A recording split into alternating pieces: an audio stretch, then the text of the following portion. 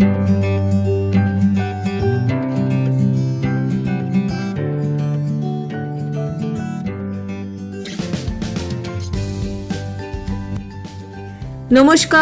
তনুর গল্প সম্ভারে আমি তনুশ্রী তোমাদের সবাইকে স্বাগত জানাই।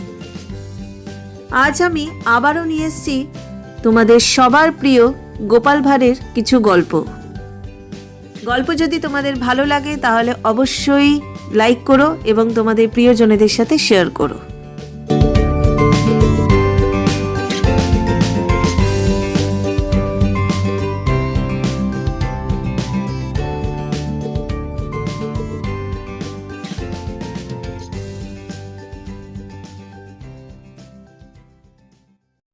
গোপাল ভাঁড়ের প্রথম গল্পটি হল ইলিশ মাছ রহস্য। গঙ্গার ধারে একদিন কথা প্রসঙ্গে মহারাজ কৃষ্ণচন্দ্র গোপালকে বললেন, আমাদের বাঙালির মধ্যে ইলিশ মাছ দেখলেই লোকে দাম জিজ্ঞাসা করে, এর কারণ কি? গোপাল উত্তর দিল, এটা বাঙালির স্বভাব মহারাজ। তবে আমি যদি ইলিশ মাছ নিয়ে বাড়ি ফিরি, আমাকে কেউ দাম জিজ্ঞাসা করবে না। এ অসম্ভব, হতেই পারে না, লোকে দাম জিজ্ঞাসা করবেই, মহারাজ বললেন। গোপাল মহারাজ কৃষ্ণচন্দ্রকে বললে, আমি নদীর ধার থেকে হাতে করে বাড়ি পর্যন্ত ইলিশ মাছ নিয়ে যাব, আমায় কেউ একবারও দাম জিজ্ঞেস করবে না। আমি হলফ করে বলতে পারি, পরখ করে দেখতে পারেন। মহারাজ কৃষ্ণচন্দ্র বললেন, তা অসম্ভব।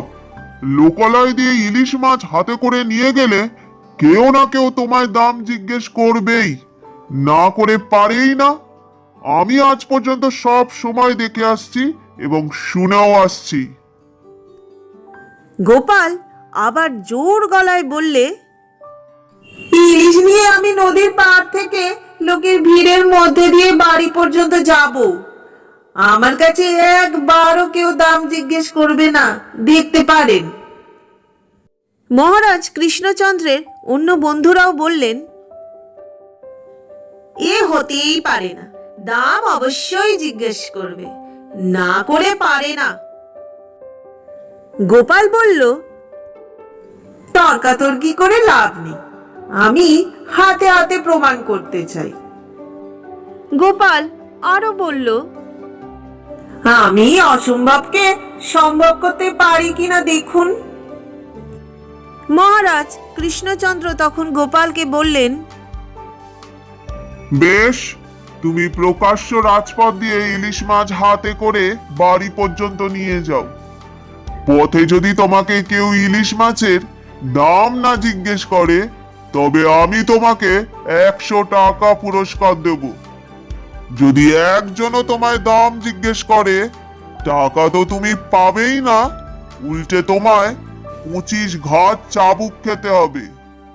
রাজি থাকো তো তুমি কাজে নামতে পারো, পরে তা আমাকে দোষ দিতে পারবে না। গোপাল বললে, বেশ, আমি আপনার এই প্রস্তাবে রাজি আছি, দেখি পারি কিনা। মহারাজ কৃষ্ণচন্দ্র জেলেদের কাছ থেকে গোপালের হাতে একটা বড় ইলিশ মাছ কিনে দিলেন। ঠিক হলো, মহারাজের তরফ থেকে দুজন বিশ্বাসী লোক সত্যাসত্য যাচাই করার জন্য গোপালের বাড়ি পর্যন্ত গোপালকে অনুসরণ করে পিছু পিছু যাবে, যাতে গোপাল ফাঁকি দিতে না পারে। কথা মতো ইলিশ মাছ হাতে ঝুলিয়ে লোকালয়ে পা দেওয়ার আগেই কিন্তু গোপাল একটা গাছের নিচে পরনের কাপড়খানা পাগড়ির মতো করে মাথায় বেঁধে নিল, কপালে কিছু কাদাও মেখে নিল। তারপর সেই বড় ইলিশ মাছটি নিয়ে বাড়ির পথ ধরল এবং কোনো দিকে না তাকিয়ে চলে যেতে লাগলো। তাই দেখে লোকে ভাবল গোপাল পাগল হয়ে গেছে। নানা রকম ঠাট্টা বিদ্রূপ করলো বটে, বাচ্চারা দু একটা ঢিলও ছুড়ল, কিন্তু পথের কোনো লোক তার কাছে একবারও ইলিশ মাছের দাম জিজ্ঞেস করলো না। বাড়ির কাছাকাছি এসেই গোপাল মাথা থেকে কাপড়টা খুলে নিয়ে কোমরে জড়িয়ে চট করে বাড়ির ভেতরে ঢুকে পড়ল। গোপালের পাগলামি দেখে এবং বাড়িতে ঢুকতে দেখে কিছুক্ষণ পরে মহারাজের বিশ্বাসী লোকেরা যে যার বাড়ি চলে গেল। মহারাজ কৃষ্ণচন্দ্র বিশ্বাসী সঙ্গীদের মুখে সব ব্যাপারটা শুনে অবাক ও হতবাক হয়ে গেলেন। তখন বাধ্য হয়ে তাকে প্রতিশ্রুতি অনুযায়ী গোপালকে 100 টাকা পুরস্কার দিতে হলো। মহারাজের ধারণাই ছিল না যে গোপাল এরকম অসম্ভব কাণ্ড করবে।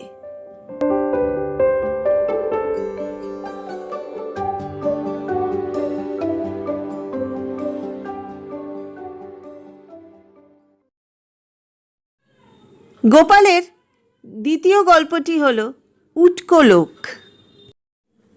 গোপাল একবার এক বড় মেলায় বেড়াতে গিয়েছিল। মেলায় গোপাল মেজাজে ঘুরে বেড়াচ্ছিল। এমন সময় এক উটকো লোক এসে গোপালকে জড়িয়ে ধরল। আচ্ছা দাদা, কাশিতে মরলে লোকে স্বর্গে যায়, আর ব্যাস কাশিতে মরলে নাকি গাদা হয়। কিন্তু যারা কাশি ও ব্যাস কাশির ঠিক মাঝখানে মরে, তারা কি হয়? আপনি বলতে পারেন দাদা? আমার জানতে ইচ্ছে করছে। গোপাল বললে, তারা মশাই আপনার মতো উটকো যে, কথা নেই, বার্তা নেই, চেনা নেই, শোনা নেই, দুম করে জড়িয়ে ধরে প্রশ্ন, একে বলে উটকো লোক। যান যান মশাই এখান থেকে, না হয় ধোলাই খাবে, এমনকি রাম ধোলাইও খাওয়াবো আপনাকে।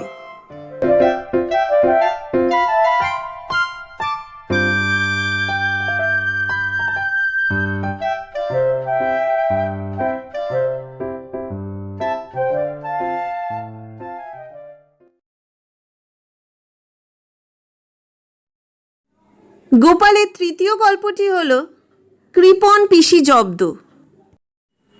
মহারাজ কৃষ্ণচন্দ্রের একজন বিধবা পিসি ছিলেন। বুড়ির অগাধ টাকা পয়সা, কিন্তু একেবারে হাড়কেপ্পন, হাত থেকে জল গলে না, কাউকে একটা পয়সাও দেন না।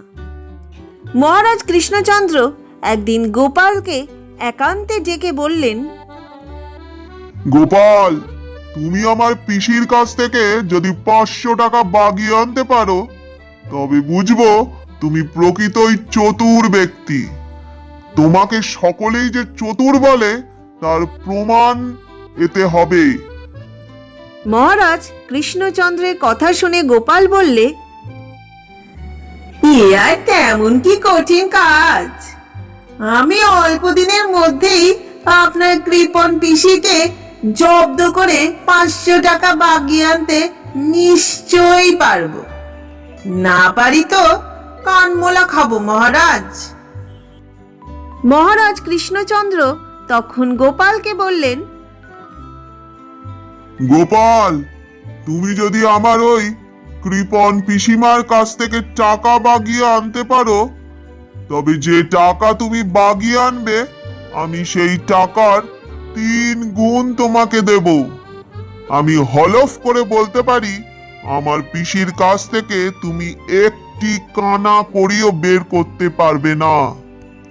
এমনকি কান মোলা খেয়ে শেষে নাকানি চোবানি খেয়ে না ফিরে আসতে হয়। সাবধান হয়ে পিসির কাছে যাবে। গোপাল বললে, দেখুন না মহারাজ, জাদু দেখিয়ে টাকা বের করে আনতে পারি কিনা। এই বলে সে চলে গেল হাসতে হাসতে।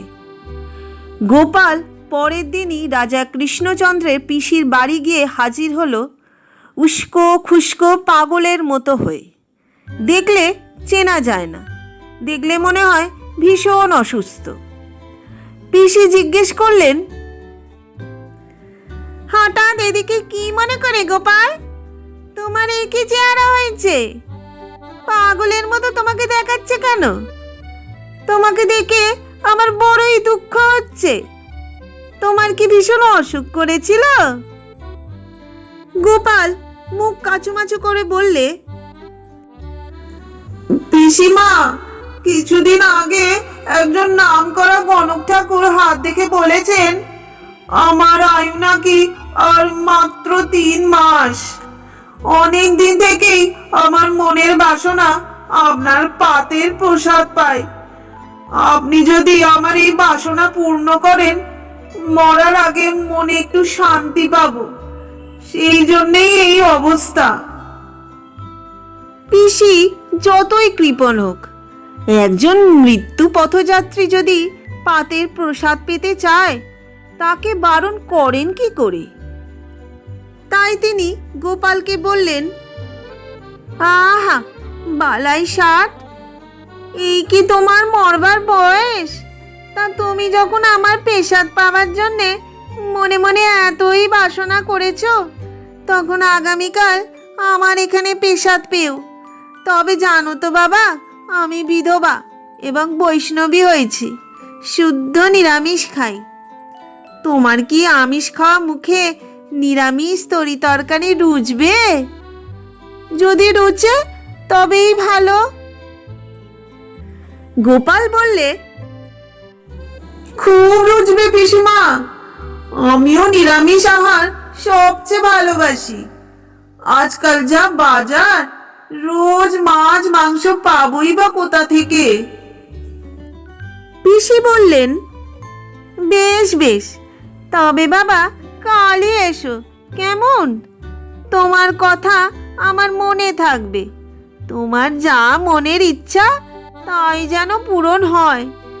ভগবান তোমার মঙ্গল করুন। গোপাল মাথা নেড়ে বললে, আচ্ছা, আজ এখন তবে আমি আসি পিসিমা। কাল দুপুর বেলায় আমি আসবো। পরদিন গোপাল ছেলেকে দিয়ে পুকুর থেকে কিছু কুঁচো চিংড়ি ধরে ভালো করে সিদ্ধ করে ট্যাঁকে গুজে নিয়ে রাজা কৃষ্ণচন্দ্রের পিসিমার মহলে হাজির হলো দুপুর বেলায় পেশাদ পাবে বলে।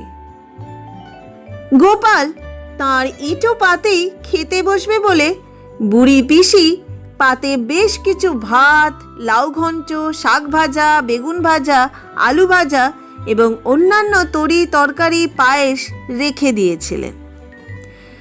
গোপাল পিসির ইটো পাতেই খেতে বসলো আয়েশ করে।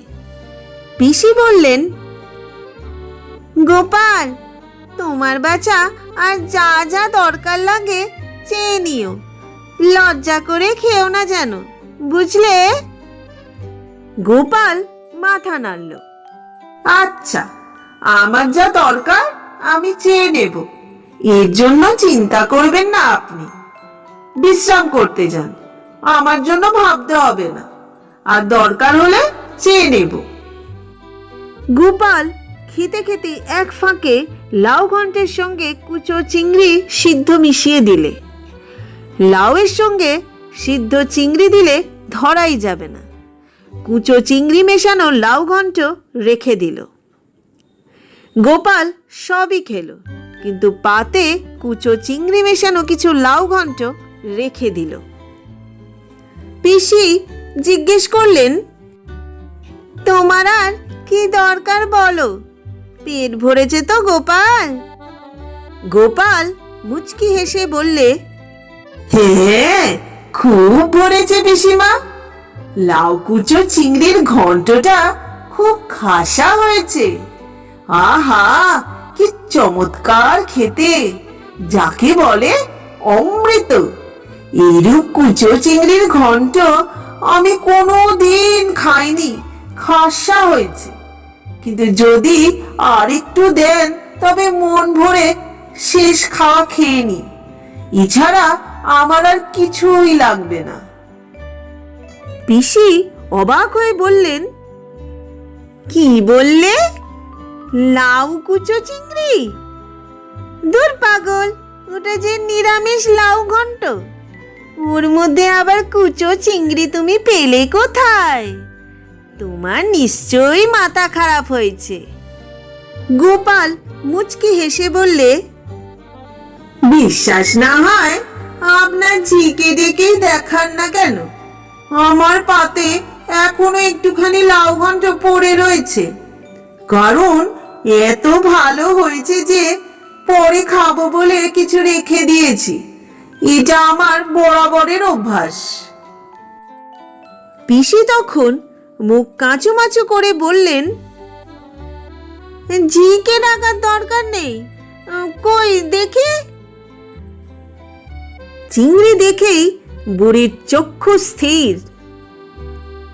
যাক বাবা, বুড়ো মানুষ, কোথায় কি ভুল করে ফেলেছি এ কথা যেন আর 5 কান করো না। হয়তো জলের সঙ্গে সিদ্ধ হয়ে গেছে, কারুকে কিছু বলো না বাবা, জলটা ছেঁকে রান্না করলে ভালো হতো। গোপাল বললে, আমি কি চুপ করে থাকতে পারি পিসিমা? মহারাজ জিজ্ঞেস করলে কি বলবো? ঘরের কাজ করি, কথা বেচেই তো খেতে হয় আমায়। তাছাড়া আর কটা দিনই বা বাঁচবো, মরার আগে মিথ্যে কথা বলে পাপ বাড়িয়ে লাভ কি? ছেলেপুলেদের জন্য যদি কিছু না রেখে যেতে পারি, তবে তাদের পথে পথে ভিক্ষে করে বেড়াতে হবে।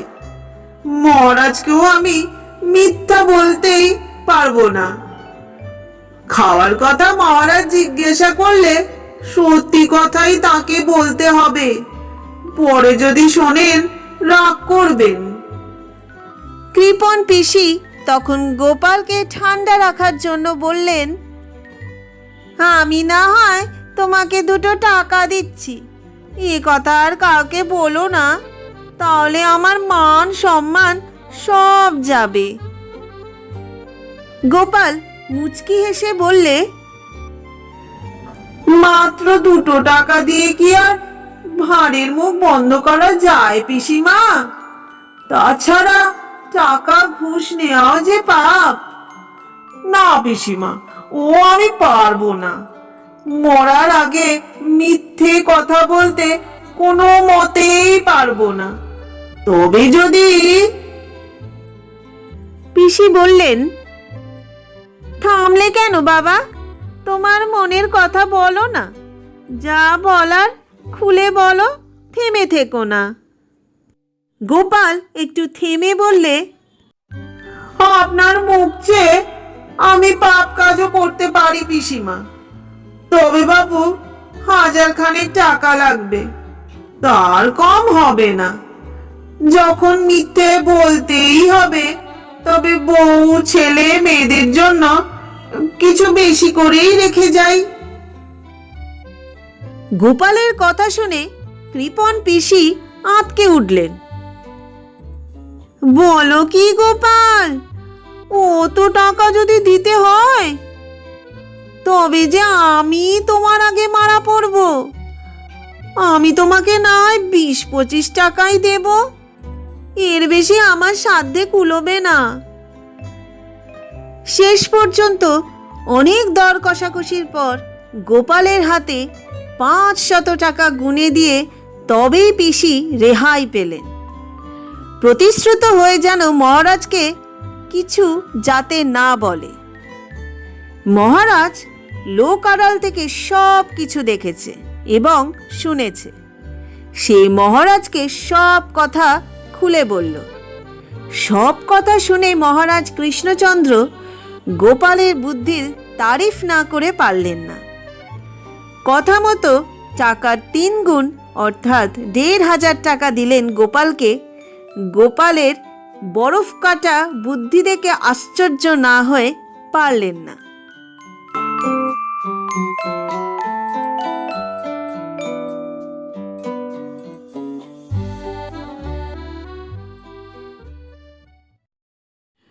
গোপালের চতুর্থ গল্পটি হল খট্টাঙ্গ পুরাণ প্রসঙ্গ। আগেকার নবাবদের মাথার মধ্যে মাঝে মাঝে নানা খেয়াল জেগে উঠত। নবাবী খেয়াল বলে কথা।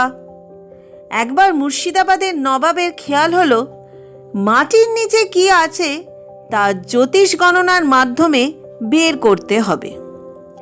যেমনই ভাবা তেমনই কাজ। মাটির নিচে কি আছে তা যদি কোনো পণ্ডিত বলতে পারেন, তাহলে নবাব তাকে 5,000 আশরাফি পুরস্কার দেবেন।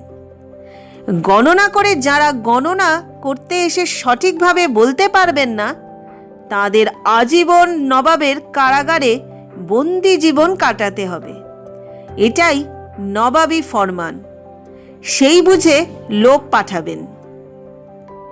নবাব মহারাজ কৃষ্ণচন্দ্রের কাছে কিছু নামী জ্যোতিষী পণ্ডিত তাড়াতাড়ি পাঠাবার জন্য নির্দেশ দিলেন। নবাবের আদেশ মহারাজ কৃষ্ণচন্দ্র অগ্রাহ্য করেন কি করে? নবদ্বীপের একদল ব্রাহ্মণ জ্যোতিষী পণ্ডিতকে তিনি মুর্শিদাবাদে নবাবের দরবারে পাঠিয়ে দিলেন, যাতে ঠিকমতো গণনা করে ফল বের করা যায়। কিন্তু যে সকল জ্যোতিষী পণ্ডিত মাটির নিচে কি আছে তা সঠিকভাবে গণনা করে বলতে পারলেন না, ফলে নবাব তাদের সকলকেই কারাগারে আটক করে রাখলেন। সেই সংবাদ পেয়ে মহারাজ কৃষ্ণচন্দ্র ভীষণ বিষাদগ্রস্ত হয়ে পড়লেন, কারণ তার জন্যেই ব্রাহ্মণ পণ্ডিতগণকে নবাবের কারাগারে আটক থাকতে হয়েছে। কি করে ব্রাহ্মণ জ্যোতিষী পণ্ডিতগণকে নবাবের কারাগার থেকে মুক্ত করে আনা যায়, সেই কথা ভাবতে ভাবতে মহারাজ কৃষ্ণচন্দ্র কোনো কুল কিনারা পেলেন না। তিনি বিরস বদনে সিংহাসনে বসে রইলেন। খাওয়া দাওয়া, হাসি ঠাট্টা সবই বন্ধ করে দিলেন। কেবলই ভাবেন কি উপায় করা যায়। গোপাল রাজসভায় ঢুকে মহারাজকে বিরস বদনে বসে থাকতে দেখে জিজ্ঞেস করল, মহারাজ, এমন বিরস বদনে বসে আছেন কেন? আমি থাকতে আপনার মনে এত দুঃখই বা কিসের? শীঘ্র বলুন, আপনাকে দেখে আমার ভীষণ দুঃখ হচ্ছে। মহারাজ কৃষ্ণচন্দ্র বিরক্ত হয়ে বললেন, সব সময় ভাঁড়ামি ভালো লাগে না। এ সকল সমস্যা তোমার দ্বারা সমাধান হবে না।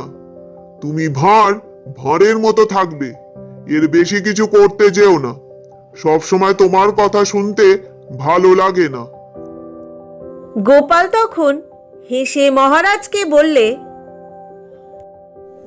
মহারাজ, আপনি বিনা দ্বিধায় সমস্যার কথা খুলে বলুন। বুদ্ধি যার, বল তার। আমি যেভাবেই হোক আপনার সমস্যার সমাধান করে দেব। যদি আমি সমস্যার সমাধান করে দিতে না পারি, তবে আপনি আমার মাথা মুড়িয়ে ঘোল ঢেলে বাদ্যি বাজিয়ে রাজসভা থেকে বিদায় করে দেবেন সারা জীবনের জন্য।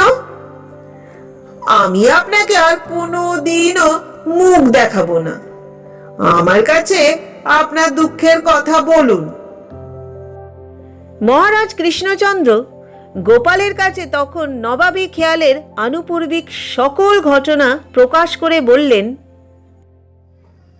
গোপাল, তুমি যদি তোমার বুদ্ধি বলে নবাবের কারাগার থেকে নবদ্বীপের জ্যোতিষী পণ্ডিতদের মুক্ত করে আনতে পারো, তবে আমি তোমায় আশাতীত পুরস্কার দেব। কারণ পণ্ডিতদের এই অবস্থা আমার জন্য। নবাবের আদেশ আরো পণ্ডিত পাঠাতে হবে। আবার আমি এখন কি করব কিছু ভেবে উঠতে পারছি না। গোপাল বললে,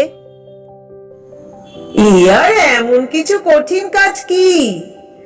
আমি আপনার আশীর্বাদে সহজেই নবাবকে খুশি করে নবদ্বীপের পণ্ডিতদের মুক্ত করে আনতে পারবো। এই সামান্য ব্যাপারের জন্য এত ভাবনা চিন্তা? যাতে আপনাকে আরো পণ্ডিত পাঠাতে না হয় তার ব্যবস্থাও করে দেব। আপনি সুস্থ চিত্তে থাকুন। এর ভাবনা আমার উপর ছেড়ে দিন। এখন থেকে এইসব চিন্তা আমার। মহারাজ কৃষ্ণচন্দ্র গোপালের কথায় ঠিক আস্থা রাখতে পারলেন না। তাই অবাক হয়ে বললেন, বলো কি গোপাল, তুমি গণনা করে বলতে পারবে মাটির নিচে কি আছে? নবাবের খেয়ালের কথা কি তুমি জানো না? সব জেনে শুনে এ কথা বলছো? তা পারবো বই কি, নইলে এতদিন আপনার রাজসভায় ভাঁড়ের কাজ করাই যে আমার বৃথা। যাক, কোনো চিন্তা করবেন না, দু একদিনের মধ্যেই আমি উপায় ঠিক করছি এবং পণ্ডিতদের মুক্ত করে আনছি। দেখুন পারি কিনা মহারাজ। মহারাজ কৃষ্ণচন্দ্রের আরো কয়েকজন বন্ধু গোপালের কথা শুনে উপহাস করে বললেন, হাতি ঘোড়া গেল তল, ব্যাং বলে কত জল, কত বড় বড় পণ্ডিত খাবি খেলো, আর কি না। এই বলে সকলে হাসতে লাগলো। গোপাল মহারাজ কৃষ্ণচন্দ্রকে গম্ভীরভাবে বললেন, মহারাজ, আপনি আমার উপর ভরসা রাখুন, আমি যে প্রকারেই হোক নবদ্বীপের পণ্ডিতগণকে নবাবের কারাগার থেকে মুক্ত করে আনবই, এবং যাতে কোনো দিন নবাব আর আপনাকে পণ্ডিত পাঠাতে না বলে তার উপায়ও বের করে দেব, কোনো চিন্তা করবেন না। মহারাজ আর কোনো উপায় না দেখতে পেয়ে গোপালের ওপরই ভরসা রাখতে বাধ্য হলেন। তাছাড়া না ছেড়ে কোনো উপায় বা কি? যদি গোপাল পারে তবে সে চেষ্টা করে দেখুক। গোপালের কথা মতো সেদিন গোপালকে ছুটি দিয়ে মহারাজ রাজসভা থেকে বিদায় নিয়ে অন্দরমহলে চলে গেলেন মনের দুঃখে। গোপাল রাত্রে বেশ করে ভেবে চিনতে খুব সকালে উঠে খাটের একটি পায়াকে 14 দফা লাল রঙের শালু কাপড় দিয়ে ভালোভাবে জড়িয়ে গরদের কাপড় পরে আর তসরের চাদর গায়ে দিয়ে কাঁধে নামাবলি চাপিয়ে খুব লম্বা নকল টিকি ফুলসহ মাথায় লাগিয়ে দোলাতে দোলাতে নবাব দরবারের উদ্দেশ্যে সংস্কৃত বচন আওড়াতে আওড়াতে খট্টাঙ্গ পুরাণ নিয়ে যাত্রা করল। নবাব গোপালের সাজ পোশাক আর লম্বা টিকি দেখে প্রথম দর্শনেই মুগ্ধ হলেন। এমন লোক মহাপণ্ডিত না হয়ে যায় না, দেখলেই মন জুড়িয়ে যায়। গোপাল নবাবকে সেলাম জানিয়ে বললে, খোদাবন্ত, মহারাজ কৃষ্ণচন্দ্র আপনাকে আপনার কথা মতো আমাকে আপনার দরবারে পাঠিয়েছেন। আমি এসেছি আপনার প্রশ্নের উত্তর দিতে। গোপালের কথা শুনে খেয়ালি নবাব বললেন, মহারাজ কৃষ্ণচন্দ্র আগে আমার কাছে একদল মূর্খ পণ্ডিত পাঠিয়েছিলেন বটে, তবে তারা কোনো কর্মের নয়, একেবারে অপদার্থ। আমি তাদের সব কটাকে কারাগারে আটক করে রেখেছি, কিন্তু আপনাকে দেখে বোধ হচ্ছে আপনি একজন জাঁদরেল পণ্ডিত। আপনি নিশ্চয়ই অনায়াসে আমার প্রশ্ন গণনা করে বলে দিতে পারবেন। আপনি আজ অতিথিশালায় বিশ্রাম গ্রহণ করুন। আগামীকাল দরবারে এসে গণনা করে আমার জিজ্ঞাসার উত্তর দেবেন সঠিকভাবে, যেটা আমি জিজ্ঞাসা করব। না বলতে পারলে কারাগারে বন্দী। গোপাল সেদিনের মতো বিশ্রাম করতে গেল অতিথিশালায়। পরদিন নবাব দরবারে হাজির হয়ে গোপাল নির্দিষ্ট আসনে বসে। সেই 14 পর্দার জড়ানো খট্টাঙ্গ পুরাণের কয়েক পর্দা সরিয়ে বললেন, খোদাবন্ত, উপস্থিত এই খট্টাঙ্গ পুরাণখানা অষ্টবিংশতি পুরাণের মধ্যে সর্বশ্রেষ্ঠ পুরাণ। এতে লেখা আছে, সর্বশাস্ত্র সারং ইদং খট্টাঙ্গ পুরাণম। হিন্দু পাণ্ডিত্য ন কদাপি শক্কং ভূতলং গণনম গোপালস্য নিবেদনম। গোপালের মুখে মধুর স্বরে সংস্কৃত শ্লোক শুনে নবাব জিজ্ঞেস করলেন, পণ্ডিত মশাই, আপনার এই শ্লোকের অর্থ কি ভালো করে আমাকে বুঝিয়ে বলুন। আমি কিছুই বুঝতে পারছি না। গোপাল তখন ভাব গম্ভীর কণ্ঠে বললেন, সকল শাস্ত্রের সার এই খট্টাঙ্গ পুরাণ। হিন্দু পণ্ডিতগণের পক্ষে ভূমির নিম্নের কোনো কিছু গণনা করা সম্ভব নয়।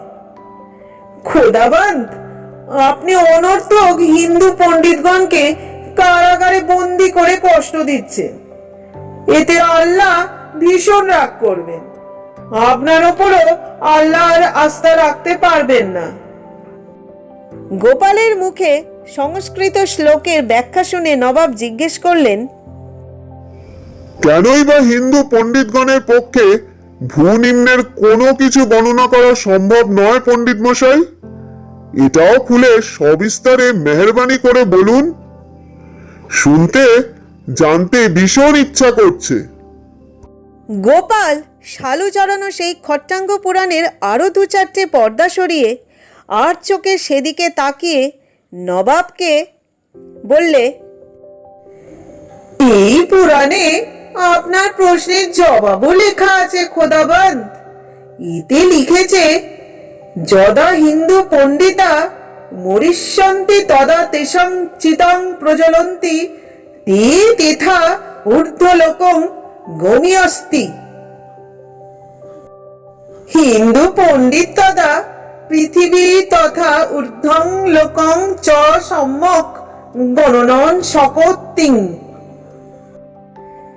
মুসলমান নবাব সংস্কৃত শ্লোকের অর্থ বোঝেন না, তাই তিনি গোপালকে শ্লোকের যথার্থ ব্যাখ্যা করতে পুনরায় অনুরোধ জানালেন। গোপাল মুচকি হেসে বললে, খোদাবান্ধ, এই শ্লোকের অর্থ জলবৎ তরলং হিন্দু পণ্ডিতগণকে মৃত্যুর পরে চিতায় আগুন দিয়ে জ্বালিয়ে দেওয়া হয়, সেই ধোঁয়া আকাশে উঠে যায়। অতএব হিন্দু পণ্ডিতগণ কেবলমাত্র পৃথিবী এবং ঊর্ধ্বলোকের বিষয়ে যাবতীয় সূক্ষ্ম গণনা সম্যকভাবে করতে পারেন, কিন্তু যেহেতু মরবার পর তাদের মাটির নিচে কবর দেওয়া হয় না, সেই হেতু তাদের পক্ষে মাটির নিচের কোনো কিছু গণনা করা সম্ভব নয়। অতএব আমার অনুরোধ, আপনি হিন্দু পণ্ডিতগণকে কারাগার থেকে মুক্ত করে দিন।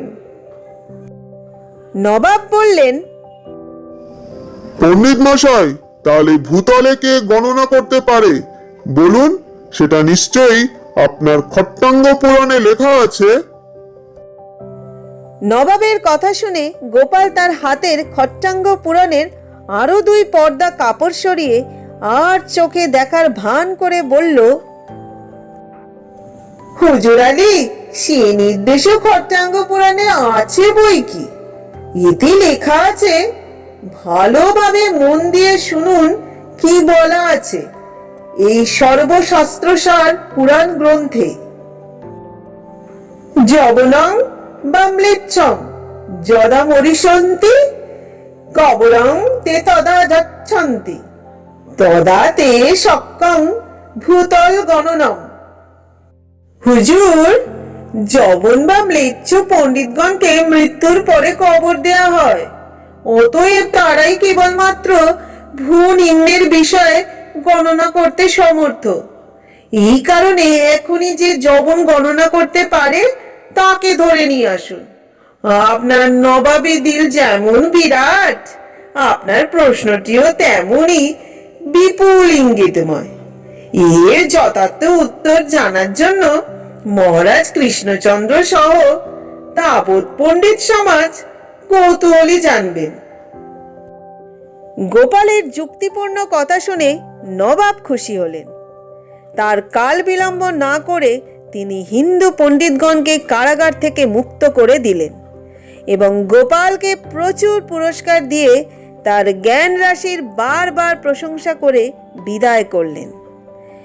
গোপাল পুরস্কারের টাকা আর খট্টাঙ্গ পুরাণখানা বগলে নিয়ে হাসতে হাসতে যথাসময় মহারাজ কৃষ্ণচন্দ্রের রাজসভায় এসে হাজির হলো। কৃষ্ণচন্দ্র তখন জিজ্ঞেস করলেন, গোপাল, তুমি এই অসম্ভব ব্যাপার সম্ভব করলে কি করে? গোপাল তখন তার হাতের খট্টাঙ্গ পুরাণখানা দেখিয়ে বললে, মহারাজ, সবই সম্ভব হয়েছে এই খট্টাঙ্গ পুরাণের দৌলতে।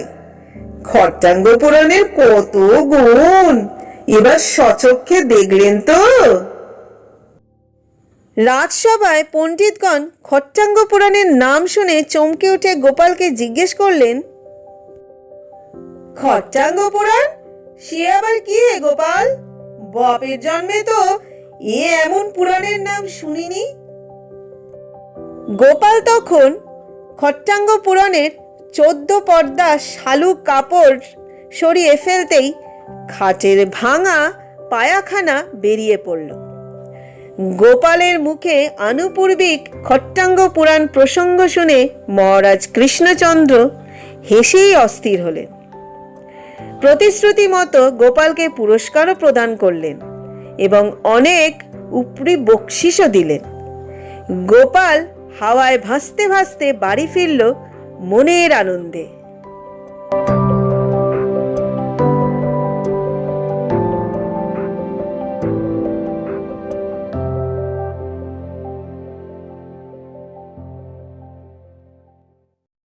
গোপালের পঞ্চম বা অন্তিম গল্পটি হল গোপালের চিঠি লেখা। গোপাল লেখাপড়া বিশেষ কিছুই জানতো না, যদি বা লেখাপড়া কিছু জানতো, কিন্তু হাতের লেখা ছিল খুব খারাপ। কিন্তু রাজা কৃষ্ণচন্দ্রের ভাঁড় হিসেবে তার খ্যাতি চারিদিকে ছড়িয়ে পড়েছিল। পাড়া পড়শিরা তাই তাকে সমীহ করে চলত। কেউ কেউ বা বিভিন্ন প্রয়োজনে গোপালের সঙ্গে এসে দেখা করত, পরামর্শ নিত। গোপালের বুদ্ধি নিয়ে প্রায় সকলে চলত।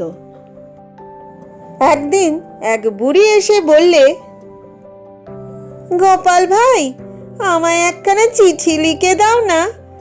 আমার 9 ছেলে পুরী থেকে 10 ক্রোশ দূরে নাগেশ্বরপুরে গেছে, কোনো খবর পাচ্ছি না।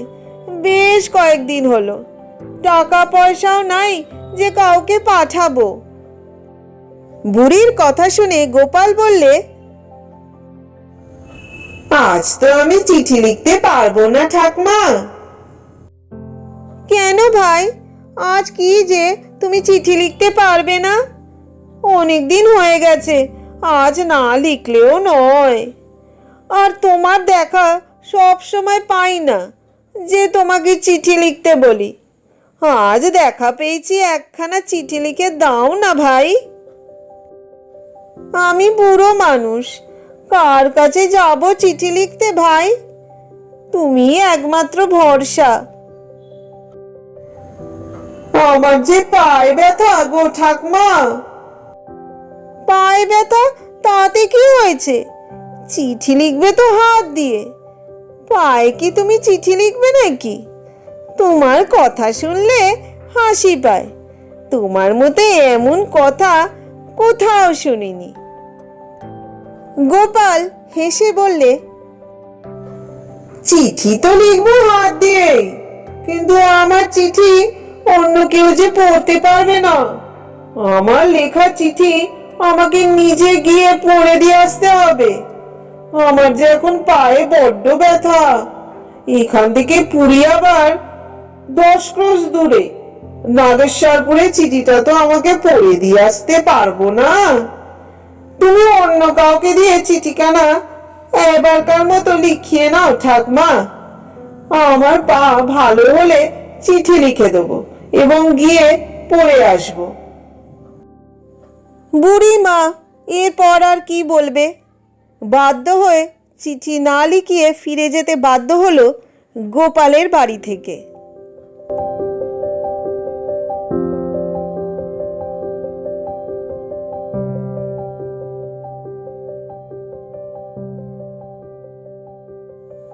এতক্ষণ তোমরা শুনছিলে গোপালের 5খানা মজাদার গল্প। গল্পগুলো শুনতে তোমাদের কেমন লাগলো অবশ্যই জানিও।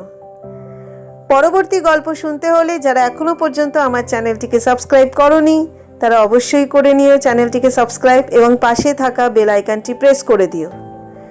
আজকের মতো বিদায় নিচ্ছি, আবার ফিরবো অন্য একটা গল্প নিয়ে। সবাই ভালো থেকো, সুস্থ থেকো এবং সুরক্ষিত থেকো।